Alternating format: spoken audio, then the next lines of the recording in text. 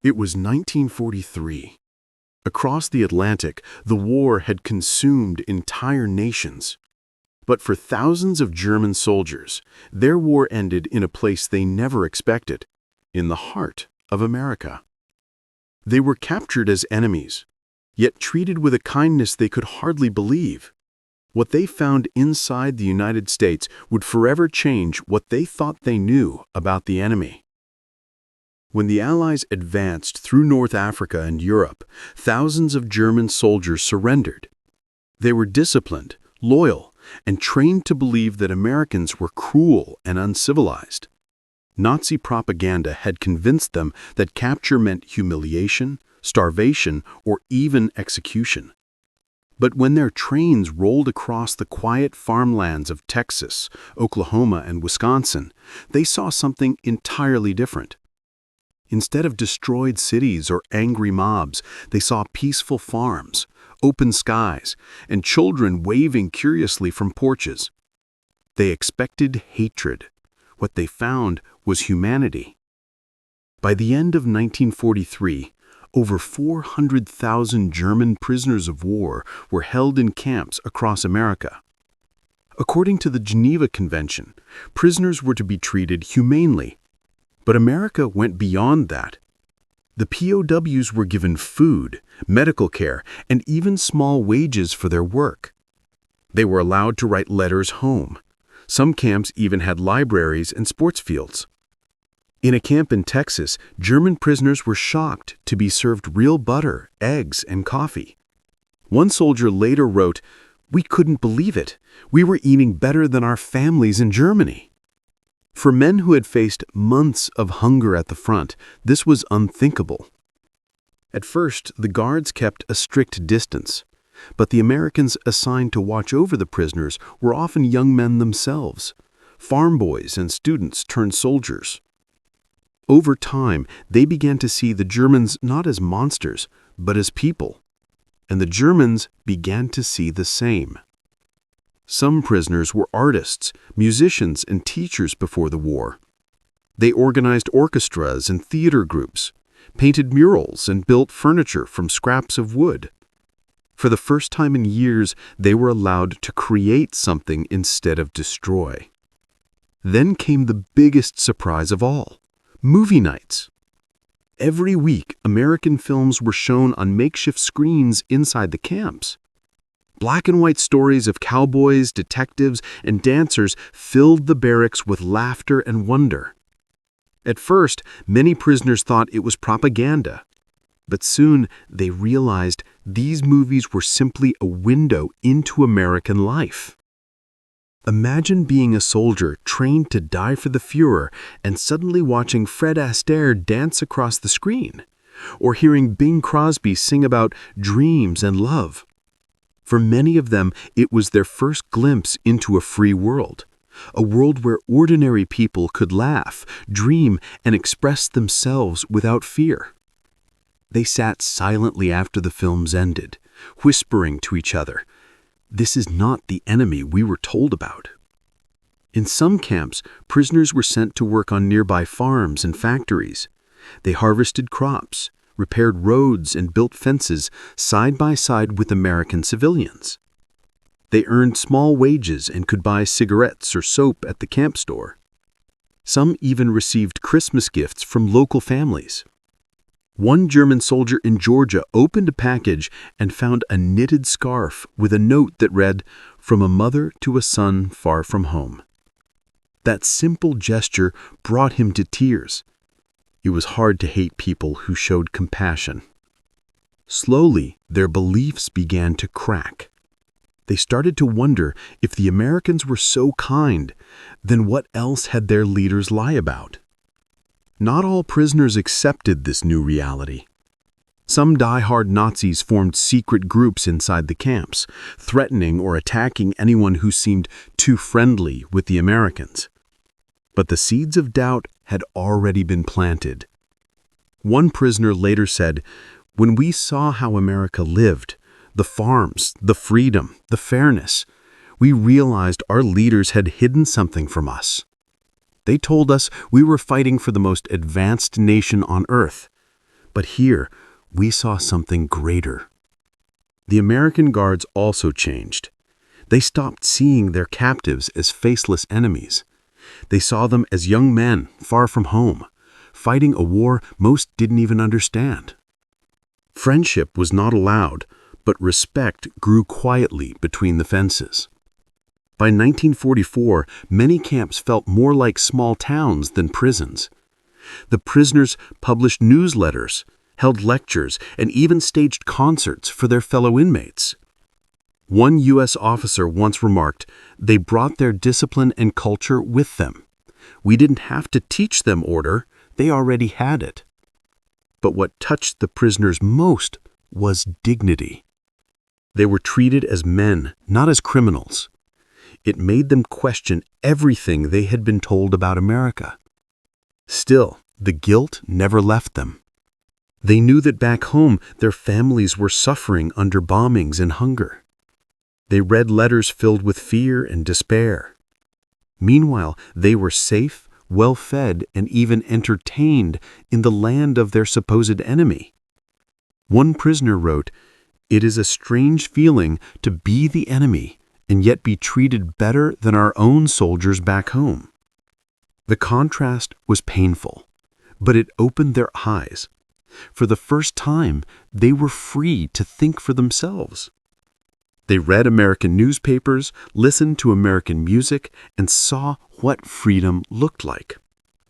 By the end of 1944, many German prisoners had developed a quiet admiration for the country that held them captive. Not because of its power, but because of its humanity. They still longed for home, but they carried something new inside them, the realization that respect and freedom could exist even in war. When they eventually returned to Germany, they told stories no one could believe. They said the Americans treated them with kindness. They said they had watched Hollywood films while the war still raged in Europe. And they said that inside those camps, they learned something they never expected to find in captivity: hope. But not everyone welcomed that truth.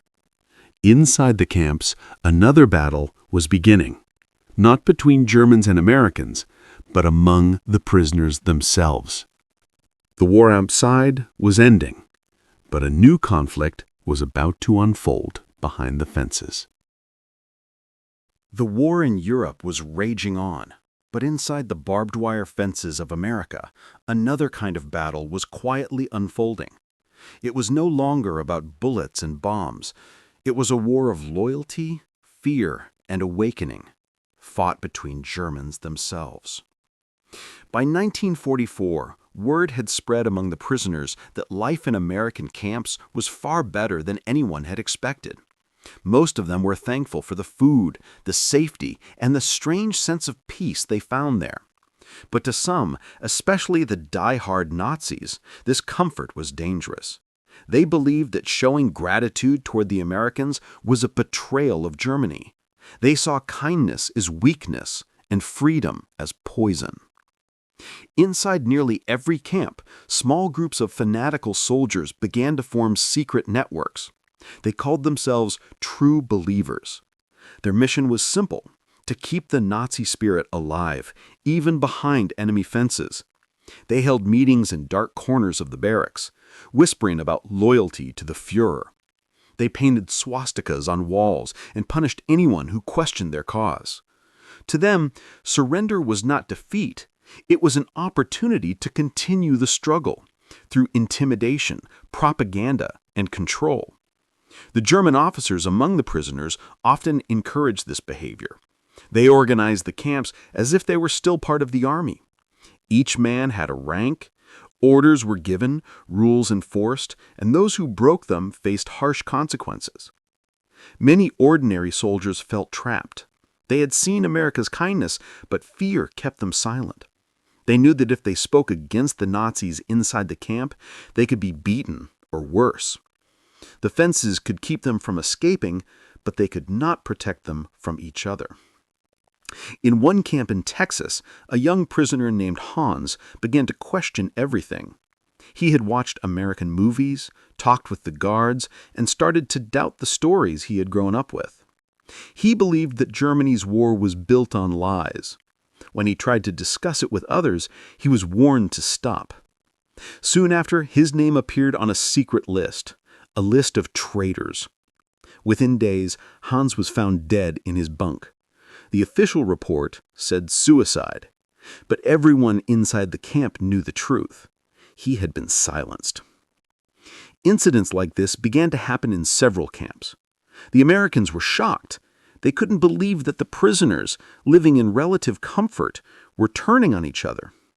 To them, the war was far away, but to the Germans, it was still alive, burning in their minds. The U.S. Army soon realized that the camps were divided. On one side were the loyal Nazis, refusing to change. On the other were the ordinary soldiers who simply wanted the war to end. To keep order, the Americans started to separate them. The hardliners were sent to special camps with tighter security. The others were moved to re-education centers, places designed not just to hold them, but to change them. The American government launched what they called the Intellectual Diversion Program. It was a bold experiment to replace Nazi ideology with democratic thinking. Books, lectures, and discussions were introduced into the camps. German professors who had fled the Nazis were brought in to speak about freedom, human rights, and truth. They showed the prisoners that loyalty to one man could destroy an entire nation. At first, the idea was met with suspicion. Many prisoners refused to attend. They thought it was propaganda. But over time, curiosity won. They began to read, to listen, and to think for themselves again. They learned about democracy, about the free press, and about the real history their government had hidden from them. For the first time, many of them saw photographs of concentration camps, proof of what the Nazi regime had done. They stared in disbelief. Some cried. Others denied what they saw. But deep down, something changed. They could no longer pretend they didn't know. In one camp, an American officer handed out copies of the U.S. Constitution translated into German. The prisoners studied it as if it were a forbidden text. They debated its meaning late into the night. One prisoner wrote in his diary, "This is the first time I have read a document that gives power to the people, not to the leaders." These re-education efforts didn't reach everyone, but they planted seeds that would later grow into something powerful when the war finally ended. While some learned and questioned, others continued to resist. In the Nazi-dominated camps, discipline was strict and fear ruled every corner. Prisoners who saluted improperly or spoke kindly of Americans were beaten. The Americans tried to intervene, but the German officers were skilled in hiding their control. They used coded messages, secret inspections, and intimidation to keep their authority alive. The strange irony was that inside these American camps, Germany was still fighting itself. The ideals of freedom and tyranny clashed within the same fences. And while the guards watched from the towers, another kind of revolution was quietly unfolding below. By the end of 1944, the tide of war had turned. News from Europe began to reach the camps. The Allied armies were advancing, and German cities were falling one by one. Letters from home spoke of bombings, starvation, and loss. For many prisoners, hope for victory faded. The Nazi believers grew more desperate, clinging to delusion. They told the others that Germany had secret weapons, that the Führer would soon turn the tide. But most no longer believed it. One night in a camp in Louisiana, a rumor spread that the war might be ending soon. The younger soldiers gathered around the barracks, whispering about going home. An older prisoner stood up and said, "When we return, we must rebuild, not destroy." For the first time, applause broke out. Quiet, uncertain, but real. Even under the shadow of defeat, hope began to grow. Outside the camps, American farmers and families who had worked with the POWs started to notice the change too. Many prisoners no longer saw themselves as victims or conquerors. They began to help willingly, smiling, talking, learning English. Some wrote to their American employers even after being transferred, thanking them for their kindness. One farmer from Kansas remembered a prisoner named Otto who worked on his land. He said, "That young man came here hating us, but when he left, he shook my hand and said he would name his first son after me." Stories like that spread quietly across the country, hidden behind the noise of war. Meanwhile, American newspapers began to cover the German POW problem. Some citizens were angry that prisoners were being treated so well while American soldiers suffered overseas. They asked, "Why give comfort to the enemy?" But the military defended its policy, saying that humane treatment was both moral and strategic. If America treated its prisoners well, maybe the Germans would treat captured Americans the same way.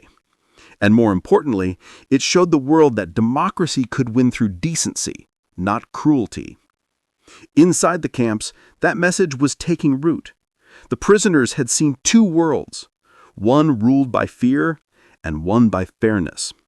And they knew which one they preferred. By early 1945, the war was drawing to a close. The mood in the camps shifted. The once proud and defiant soldiers grew quiet. They listened to the news with heavy hearts as cities like Berlin and Hamburg were destroyed. Some still believed a miracle would save Germany, but most were ready to face the truth. When the surrender finally came in May 1945, silence filled the camps. The prisoners stood still, listening to the announcement on the radio. Some wept. Others stared blankly at the ground. The war that they had given everything for was over, and it had ended in defeat.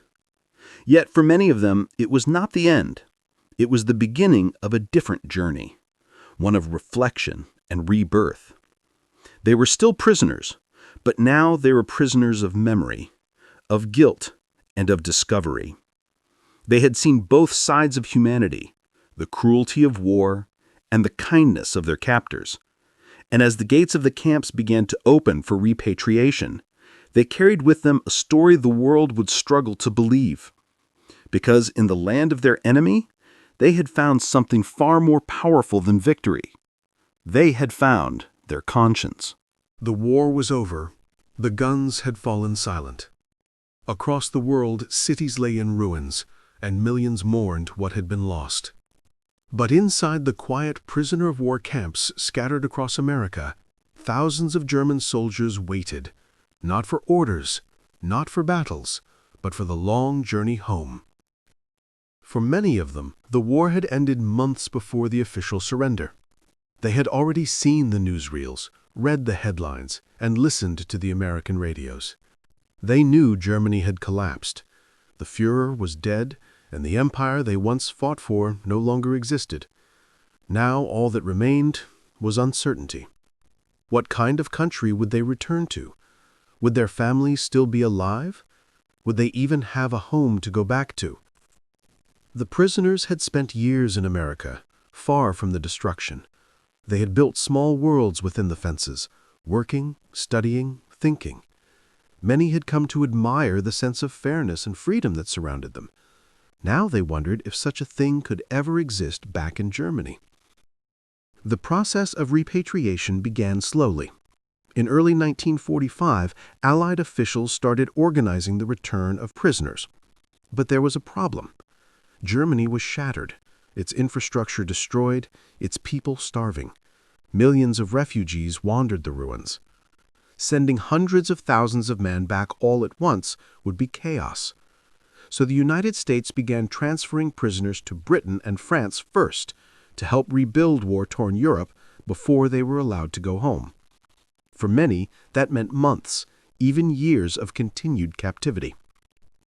Some were angry. They had followed every rule, worked hard, and waited patiently. Now the war was over, but they were still behind barbed wire. Others accepted it quietly. They understood that rebuilding peace was a different kind of duty. In one camp in Georgia, the prisoners held a farewell ceremony. They sang old German songs, shared stories, and thanked the American guards who had watched over them. One man stood and said, quote, "When we came here, we were soldiers. When we leave, we are men again." Close quote. The guards applauded. There was no hatred, only understanding. The first groups were sent by ship from New York and Boston to European ports.